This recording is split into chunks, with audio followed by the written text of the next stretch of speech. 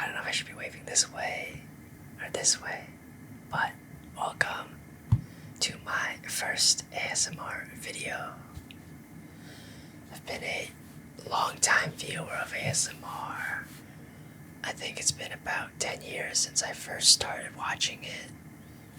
I remember when GMM, Good Mythical Morning, uploaded their video on what ASMR was, and I was already watching ASMR by that time.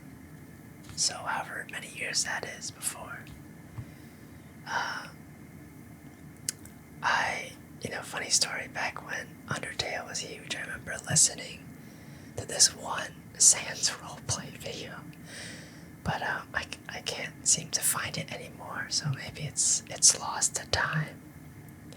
But that's like the earliest ASMR video I can recall. So yeah, anyways, today I have an assortment of triggers, so we can go through them all, and I can talk about each one a little bit more. So, the first trigger we have today is a mechanical keyboard. I believe this is a Keychron C1. It has, I believe, a Gateron red switches. I almost said Cherry, but that's a different brand. So yeah, Gateron red switches. And I remember when I was first trying to upgrade from a gaming laptop to a desktop PC setup, I was trying to look for a keyboard. So yeah, I think I got this after watching a video by Switch and Click, or Click and Switch. I don't really remember the name, but they have great keyboard recommendation videos, and this was one of the better budget options while still being of pretty good quality. So yeah, now we'll start typing now.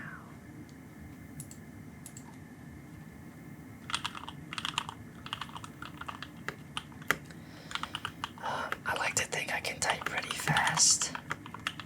One day maybe we can do a typing speed test ASMR video. But I started using computers since I was a wee lad, shall I say. And I've been typing on a keyboard ever since.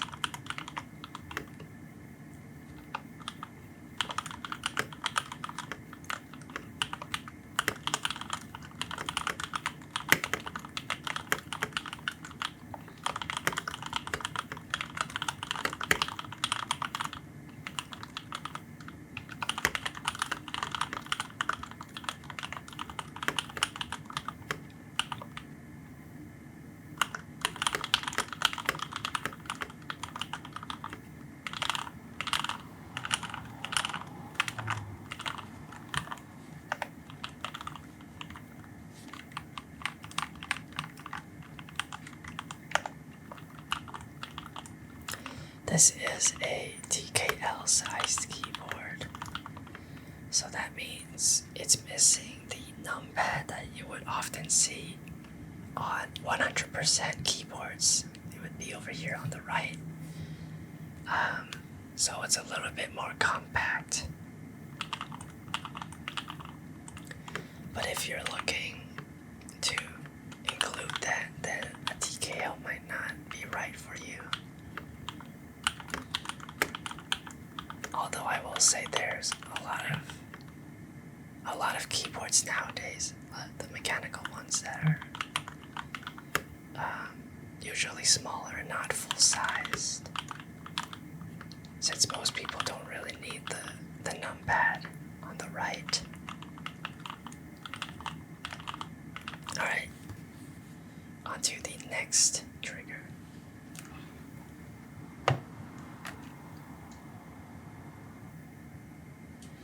The next trigger is a Nintendo Switch controller following the same theme of a keyboard. Personally, I'm more of a PC player than a console player, so I have to admit that I'm not really that great at console games. But when I do use a controller, I usually use it for like fighting games like Tekken or party games like Overcooked, Play-Doh, Super Smash Brothers.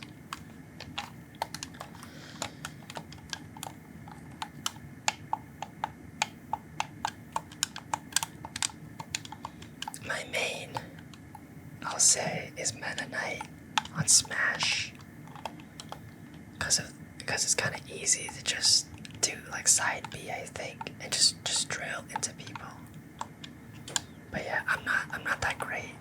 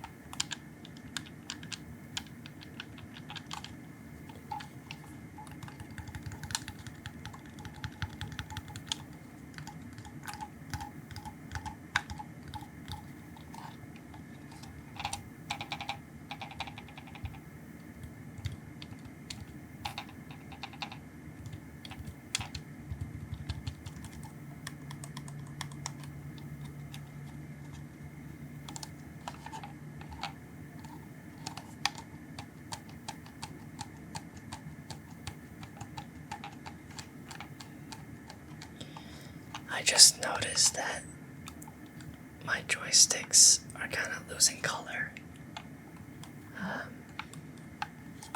This is a Pro controller, so it's really light, and it's just kind of meant for connecting it through USB. But yeah.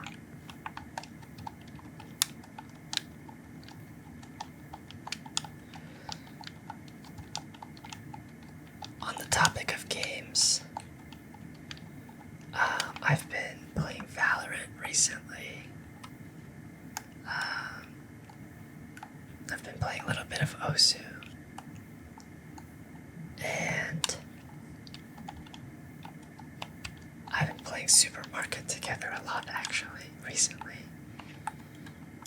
There's not much you really do after a while, but it's just kind of like a cookie clicker kind of game where you just want to see, number go big, and just keep selling your products.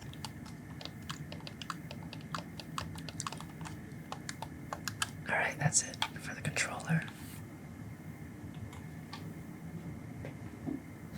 Next up is a little card game I have had for a little while. It's called Munchkin Loot Letter.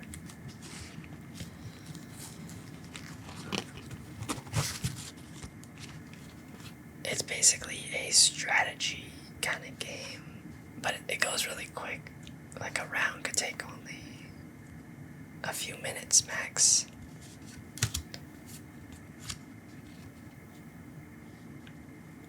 So, these are the normal cards. And you can play between 2 to 4 people, I believe. It's a favorite among my friends, and it's a quick and easy game, but there is some strategy involved. So if you want to learn more, I'm sure you can look it up. But today I'll just go through all the cards that's in the game. There's actually not that many. There's only 8 variants. So the first card here we have is Loot. Basically, you want to keep this. If you have it, or you want to give it to someone else most of the time. And if you discard this card, you are out of the round.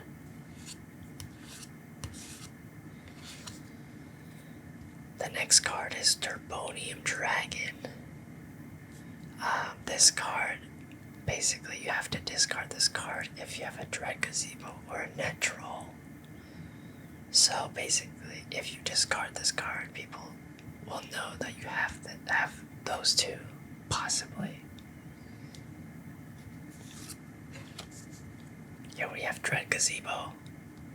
Trade hands with a player of your choice.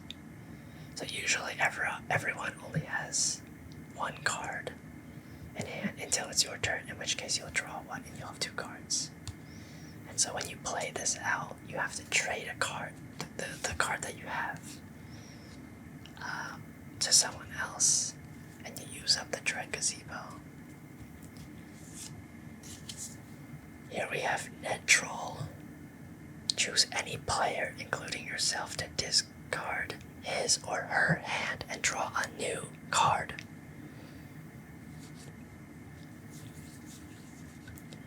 So this is good when you think someone has loot and you can force them to discard, and basically they lose the game immediately. So we have two copies of that.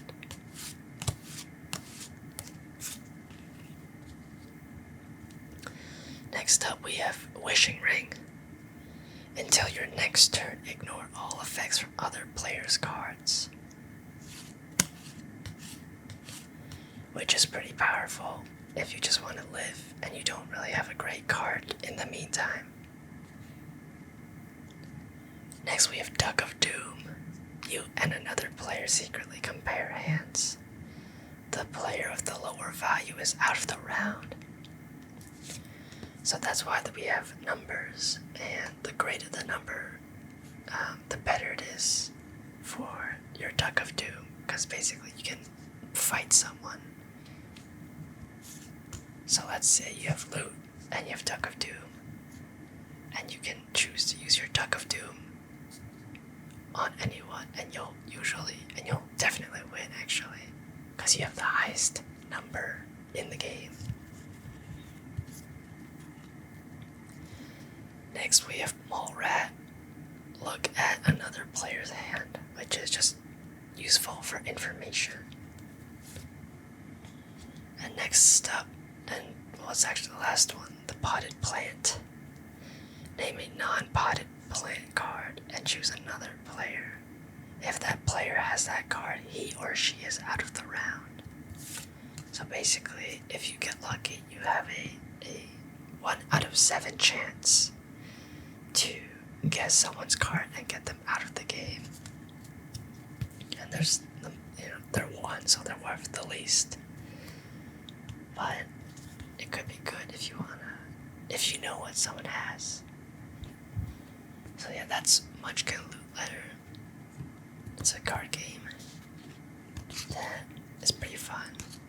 And I thought it would make for some good card sounds.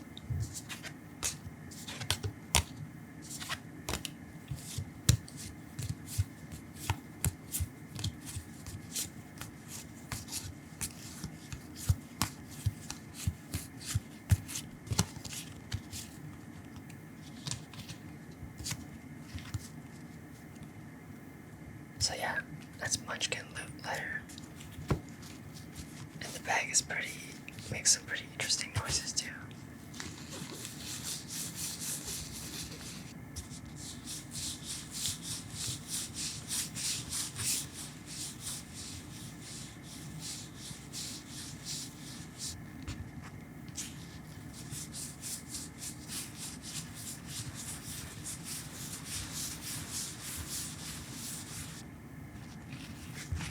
Alright, on to the next trigger.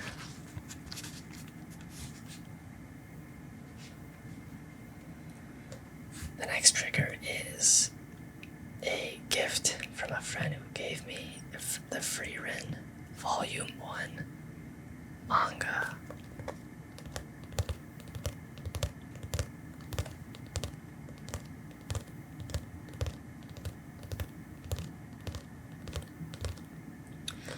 For me, Free Rent is probably one of my favorite anime to come out in recent times, at least, anyway.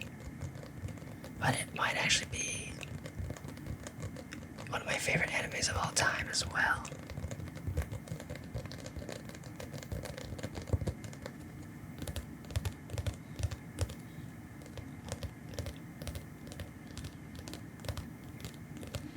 If you haven't seen the show or read the manga, I definitely recommend it.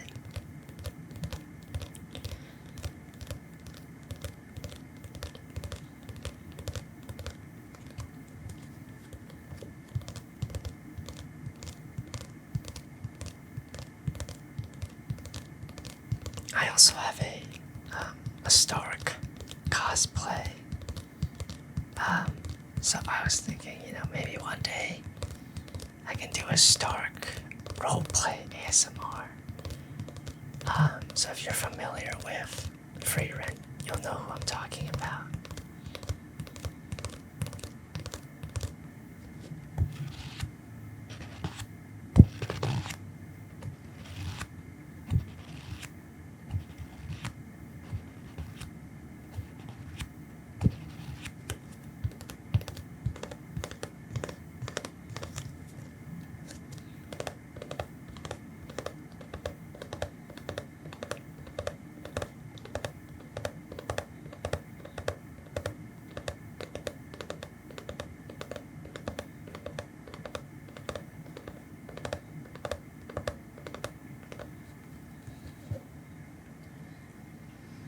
The next one is my glasses case.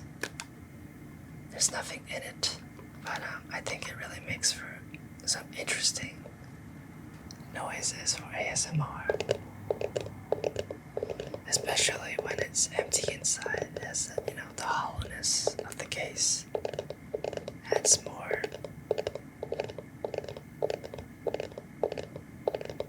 texture to the sound, I guess. Honestly, I don't know what I'm talking about, but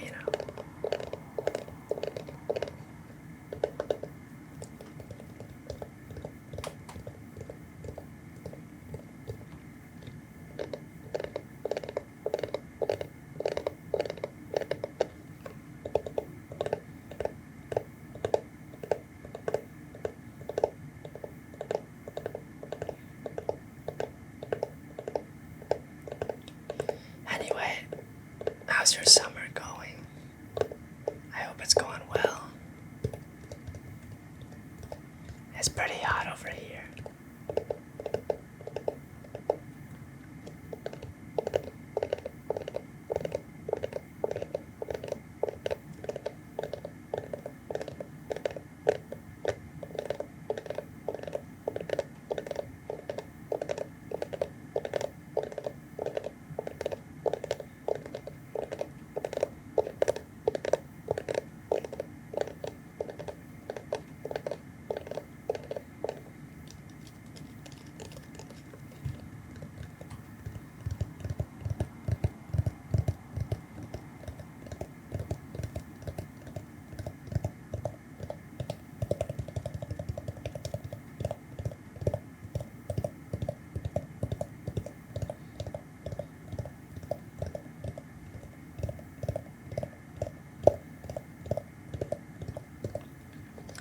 Alright, on to the next trigger.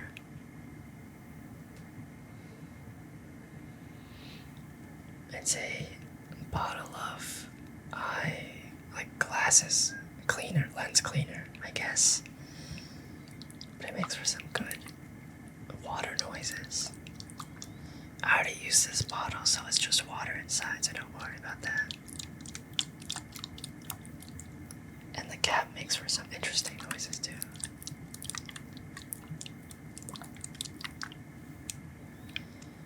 I know a lot of ASMR artists use water globes for that bubble sound effect.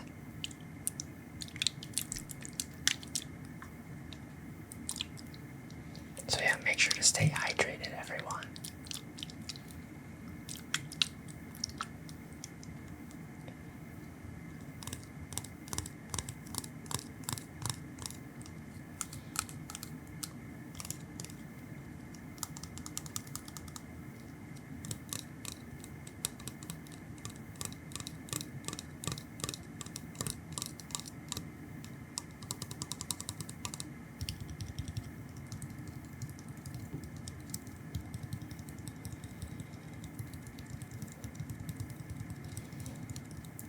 I know there's two main philosophies of ASMR, where one is slow-paced ASMR, and there's one that have really rapid triggers, or rapid pace, I should say.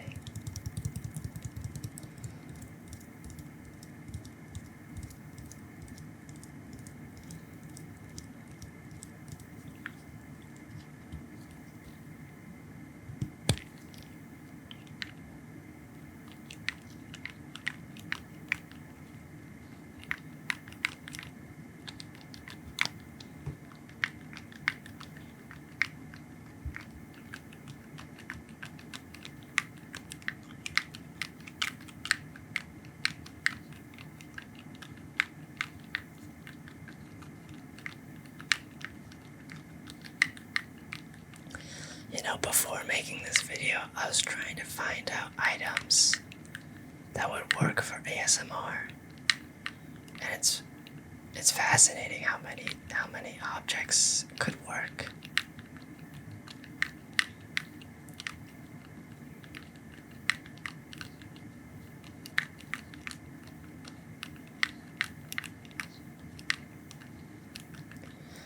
I can also spray it a little if I get my bag over here. It looks a little unorthodox, but basically we put it inside a bag so it can't get our microphones wet. And there's some nice plastic bag, wrinkly.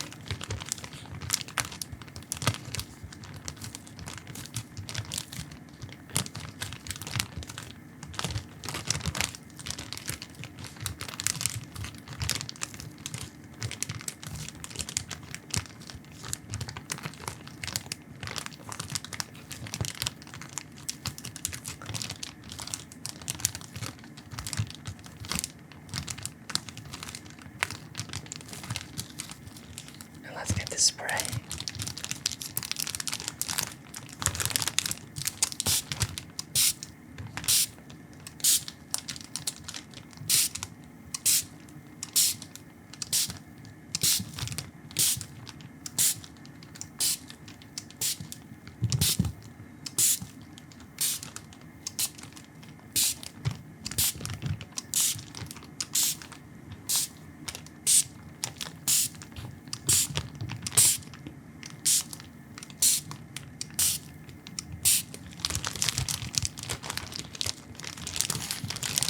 Alright, on to the next trigger.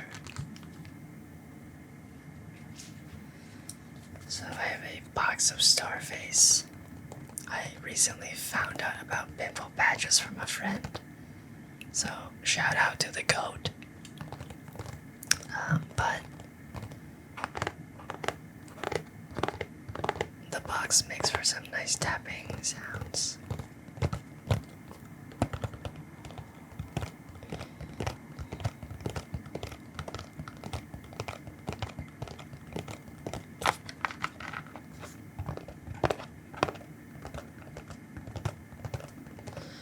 For me, I usually get some pimples if I'm like really stressed or something. Or maybe if I don't get enough sleep. But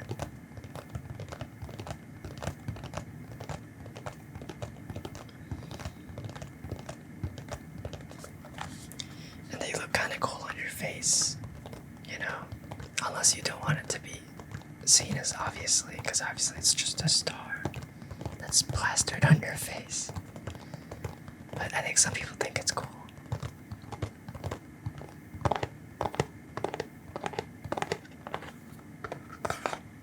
Also, again, not a sponsor. I should clarify that.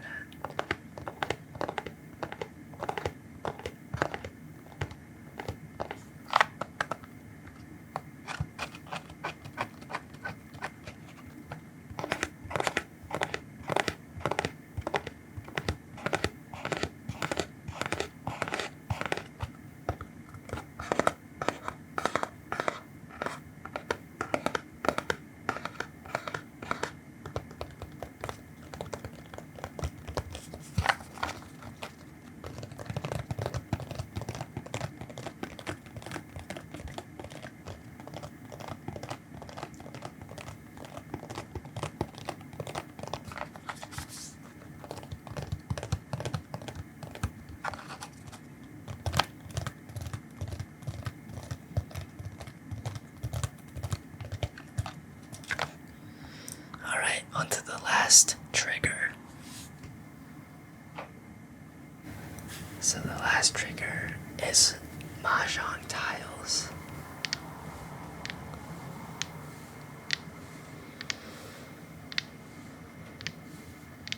I actually feel like I haven't seen anyone use mahjong tiles for ASMR. But, you know, they kind of have a similar texture to dominoes.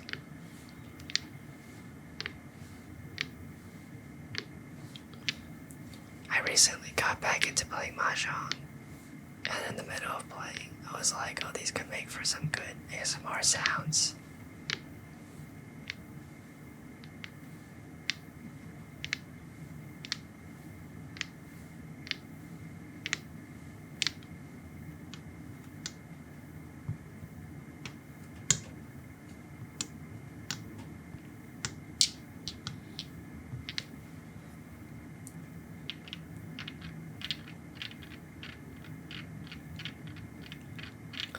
But yeah, generally these are the main three types of pieces you'll encounter in mahjong.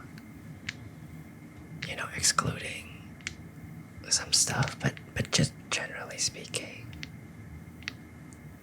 you know, I'm simplifying it down. But yeah.